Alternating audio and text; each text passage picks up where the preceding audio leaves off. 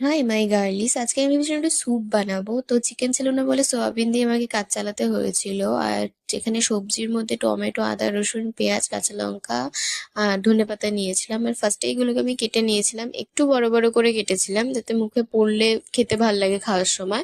আর আদা, রসুন আর কাঁচা লঙ্কাটাকে একদম কুচি কুচি করে কেটেছিলাম। তো কড়াইতে তেল গরম করে ফার্স্টে ওইগুলো দিতে হবে, দেন পেঁয়াজটা দিয়েছিলাম। টমেটোটাকে আমি পরে অ্যাড করেছিলাম, নাহলে একটু গলে গলে যেত। তো দেন আমি ডিম আর ধনেপাতাটাকে রেখে দিয়েছিলাম, পরে দেবার এখানে ম্যাশ করা সয়াবিন গুলো। তো তারপরে ভাজাগুলোর মধ্যে জল আর একটু ম্যাগি মশলা অ্যাড করেছিলাম, দেন একটু ময়দাও দিয়েছিলাম থিকনেসের জন্য। আর ডিমটাকে আমি তখনই দিয়ে দিয়েছিলাম, ওটা আর ক্লিপ নেওয়া হয়নি। তো তারপরে দিয়েছিলাম ধনেপাতা আর অল্প করে গোলমরিচের গুঁড়ো। আর দেন এটাকে ভালো করে কিছুক্ষণ ফুটাতে হবে, আর তারপর রেডি হয়ে গেছিল আমার স্যুপ। আর খেতে দারুণ হয়েছিল, একটা গোলমরিচের ঝাঁজ ছিল।